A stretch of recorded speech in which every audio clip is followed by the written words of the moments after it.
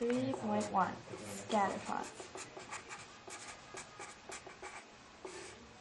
The scatter plot shows the relationship between quantitative variables.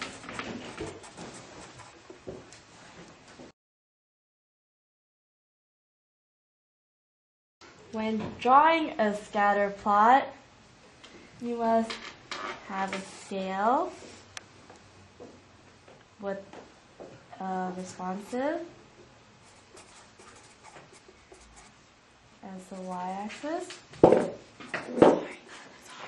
and explanatory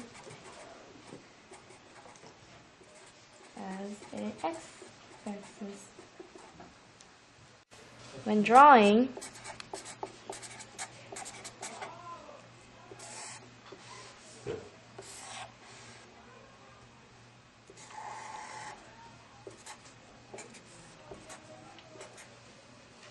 there are forms, direction, and strength. Forms come in clusters, such as this,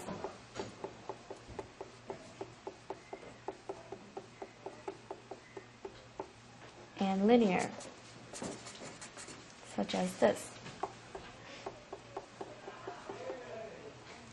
Directions are positive when x increase, y also increases, and negative when x increases and y decreases.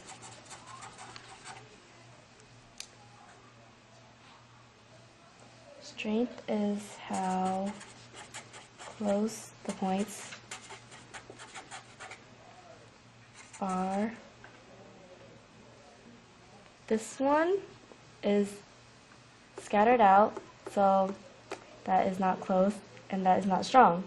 And this one follows each other, and that means they're strong. Another important part about scatterplots are the outliers. They are an individual point that is outside of the pattern,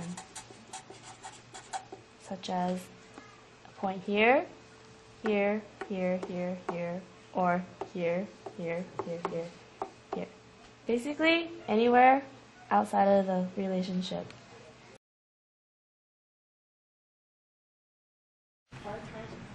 So this is chapter 3.2, correlations. So correlation here is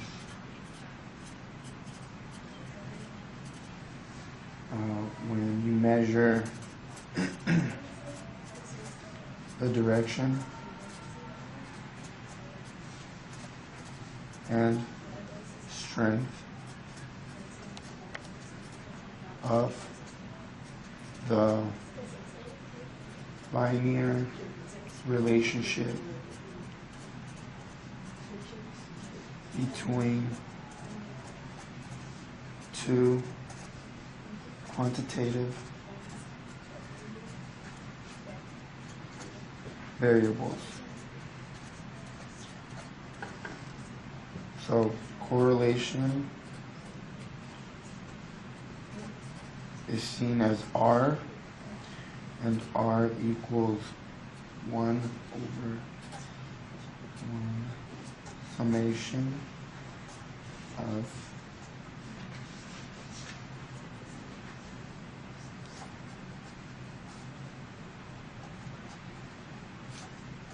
times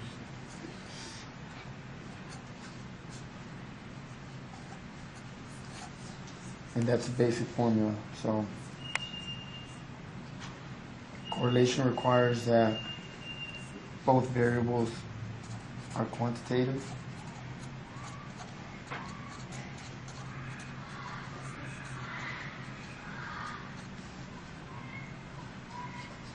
So if R is positive, you have a positive association.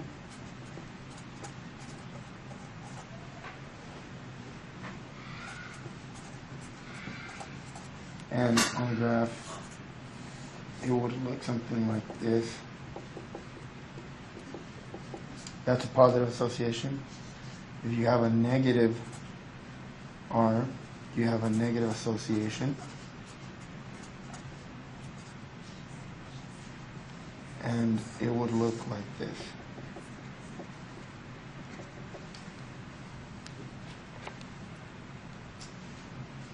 So, and the correlation is affected by outliers, which would be located far away from the other data plots. And so here's an example on how to do correlation. You have your data.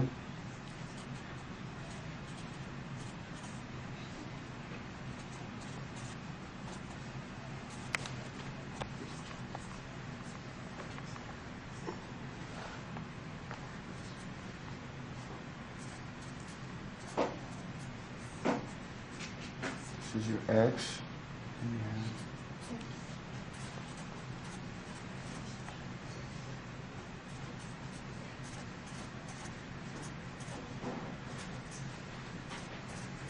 and you have your Y. So step by step you have your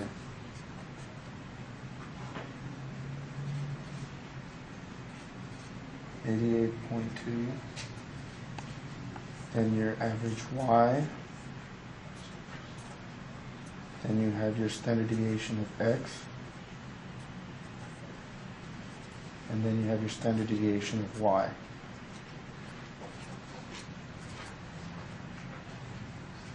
Okay, and then so you have R equals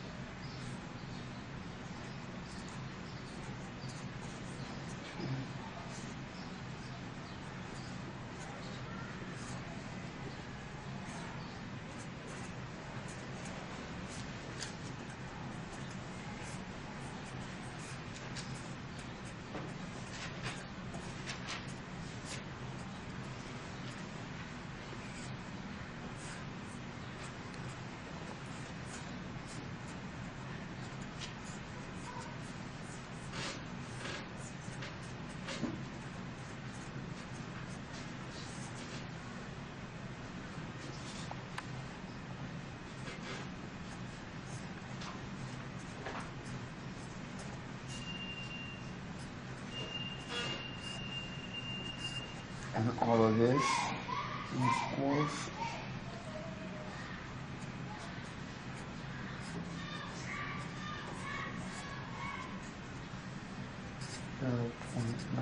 .98.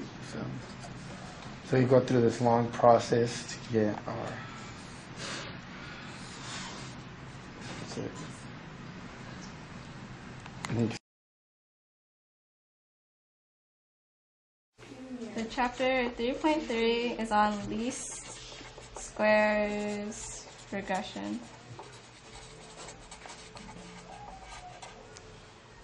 If a scatter plot shows a linear trend, then it's appropriate to use a regression line.